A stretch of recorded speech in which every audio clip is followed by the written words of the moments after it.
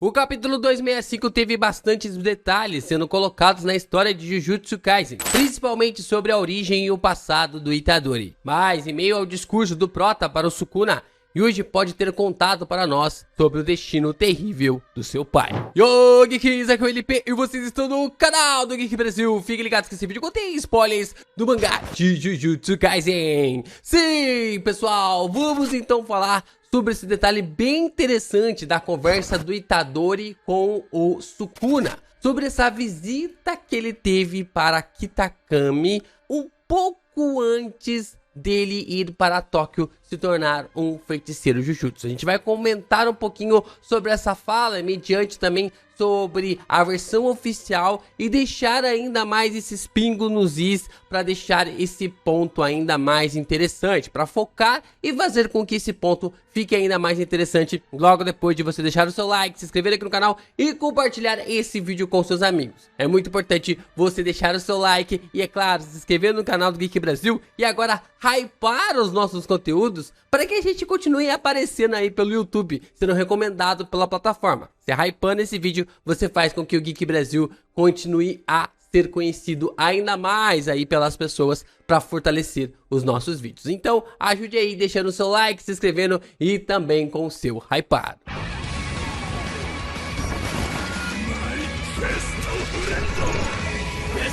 Vamos lá, como nós vimos no capítulo 265 e também com alguns pontos que nós já tínhamos no guia oficial, o Itadori ele nasceu em Sendai. Como nós vimos no capítulo 143, Jin, Kenjaku, Itadori e o Asusuke ainda estavam vivos nessa época. Assim que o Itadori ele acabou nascendo, nós temos esses 4 personagens vivos, né? O Itadori, claro, estaria vivo. Aí temos o Jin, ainda vivo, segurando o seu filho. Temos o Kenjaku no corpo da Kaori e temos o Asusuke. E a gente consegue ver uma interação bem peculiar entre esses personagens. Neste capítulo, o Asusuke percebe que existe algo de errado com a Kaori e insiste que ela está morta. Mas o Jin não consegue perceber porque isso é causado pela técnica do Kenjaku. Lembram que a gente consegue visualizar essa perspectiva acontecendo 3 vezes no mangá de Jujutsu? A gente tem a primeira vez com o Gojo. O Gojo enxerga ali o Getou vindo pra cima dele, ele reconhece que é o Getou, os 6 olhos reconhecem que é o Getou, mas ele fala que algo dentro dele não consegue acreditar que se trata do seu amigo. Aí depois nós observamos isso acontecendo com o próprio Sukuna e também o Yuta. A gente vê o Gojo, visualiza o Gojo, sabe que é ele lá, mas o Sukuna percebe que não se trata realmente do Gojo. É o Yuta controlando o corpo do feiticeiro mais forte da era moderna. Então a gente tem essa visão de que qualquer um ali poderia achar que, sei lá, se trata do Kenjaku ou coisa do tipo, mas o Sukuna foi logo e cravou, entendendo e sentindo que se tratava do Yuta. E aqui a mesma coisa acontece. Nós temos uma visão de que o Jin, ele tem completa certeza que se tratava da sua esposa, ou da sua namorada, ou da sua noiva, se tratava realmente da Kaori ali, e assim a gente consegue ver que o Asusuke já conseguia perceber que se tratava realmente de alguém bem diferente da sua antiga nora. Então nós temos alguma ideia de que o vô do Itadori fala até mesmo de que o Jin poderia ser morto por essa pessoa. E aí nós não sabemos o que acontece, mas o Asusuke ele pega o Yuji do seu filho por alguma razão desconhecida, por algum motivo desconhecido, e se muda para Kitakami. Como nós vimos agora no capítulo 265, o Itadori fala isso para nós, que o Yuji, né, ele mesmo, acabou vivendo em Kitakami até mais ou menos completar 6 ou 7 anos de idade. Como vimos no capítulo 265, o Itadori revela ao Sukuna que se mudou para Kitakami nessa época, né?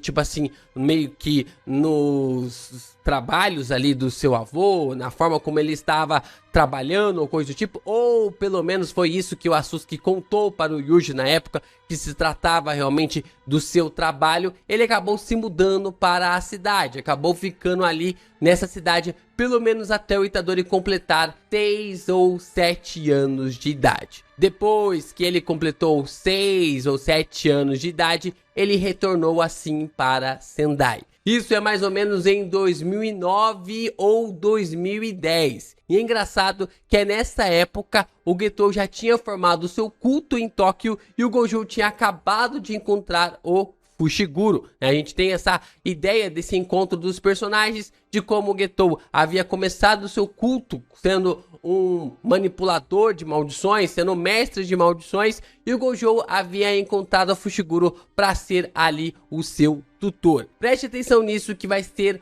um ponto bem interessante, que vai fazer um baita sentido para a gente entender um pouco mais sobre essa visão e dar perspectiva sobre o Itadori e seu pai. Então nós temos a revelação de que o Yuji retornou para Kitakami para ir no velório do amigo do seu avô. Essa fala é algo bem peculiar do Yuji, e a gente deve entender um pouco mais sobre sua timeline para visualizarmos melhor quem é esse amigo do vô do Itadori. Quem é esse amigo que o vô do Itadori foi em seu velório ali perto da sua morte? Yuji nasceu em março de 2003 e os acontecimentos atuais do mangá estão rolando em dezembro de 2018. Então, é claro que o Itadori agora tem 15 anos e daqui 3 meses ele vai completar 16. Normalmente, todo protagonista shonen tem 15 anos no começo da sua história, né? Que é basicamente o ponto, né, de que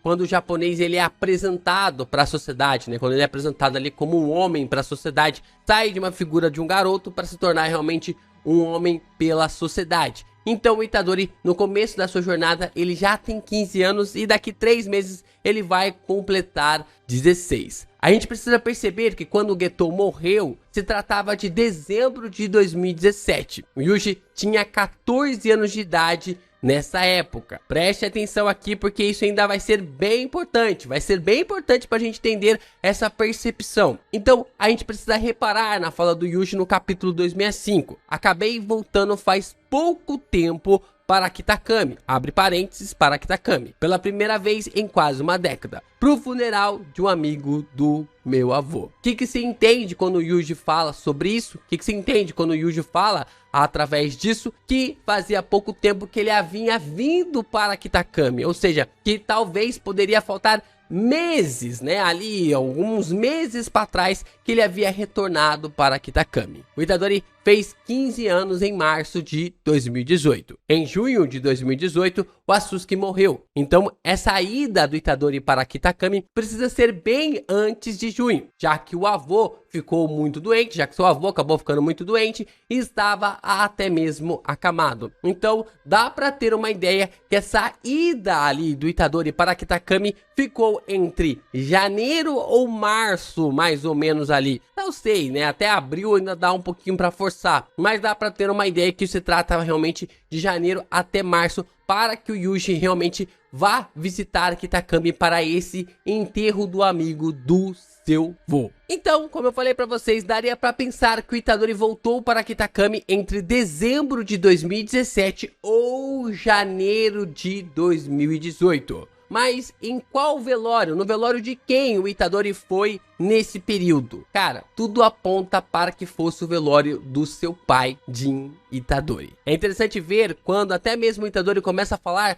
sobre essa pessoa. É interessante ver que quando o Itadori começa a falar sobre essa pessoa, este é o único momento em que o Sukuna não interage e não fala nada sobre essa perspectiva do Yuji. O Sukuna ele fica quieto e apenas ali assente sobre a conversa que o Yuji está falando. Ele não lhe provoca, ele não desdém, ele não interage, ele não menospreza. O Yuji ele acaba falando ali e o Sukuna simplesmente fica quieto, porque ele sabe que o Itadori pode estar falando do seu irmão. Ele pode estar falando daquele que carrega a alma do seu irmão, Jin Itadori. Vemos que o Yuji nasceu em Sendai, mas não quer dizer que seus pais viveram em Sendai durante todo esse tempo também. E como sabemos, Gege Akutami gosta de complicar as coisas. Gege Akutami gosta de complicar as coisas até mesmo fáceis. Então, se ele nasceu em Sendai, pode ser que alguma coisa pode ter acontecido logo que ele nasceu e assim os seus pais se mudaram para Kitakami. O que reforçaria a ideia de que aquela cena que o Jin está segurando o Itadori no capítulo 143 não seja em Sendai, mas sim já em Kitakami. Yuji então retornou a Sendai quando tinha cerca de 6 ou 7 anos. E mais recentemente, aos 14 anos, ele foi a Kitakami para comparecer ao velório de um amigo do seu avô. Possivelmente seja essa a idade porque é o período mais próximo que nós temos de uma década. A gente sabe que entre ali 6 ou 7 anos que o Itadori voltou para Sendai e depois quase uma década a gente consegue ver ele visualizando, voltando ali para Kitakami. Isso quer dizer que não daria uma década, daria mais ou menos ali 7 a 8 anos, 7 a 8 anos se tornando